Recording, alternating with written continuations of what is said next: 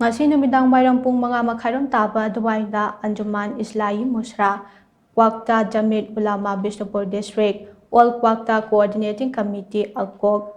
All Maitai Pangal Youth Association Ampia amasung All Kwakta Youth Voluntary Organization Akaibona Silaga Paugi Mifamama Kwakta Municipal Council Ward Number 2 da Pangthuke Paugi Mifamadu Saruk Yaba Miyoi Kharana Tumina video kaplaga Adamnana Tom TV Lekhata Anaba Video clipping ama yamna thuna social media da thadorakhe hariba video clipping adu Tom TV da phongkiba paunate viral oirakliba video asina Tom TV da atopa singna lana uba yaba fibam ama oihalle thawang asi kanagumba kharana atamdana Tom TV bu mai khuna ba chathaba thawang hoigane Tom TV ki logo lana sijinabagi damak logi mateng lawragane maramaduna miyamna Tom TV bu lana ubidana ba Tom TV ki mai kaidage tolukna haizare Miyamda ethical oiba pau pinaba Tom TV na matam pumnamakta lepli hainaso Tom TV ki maikaidagi miyamda thamjare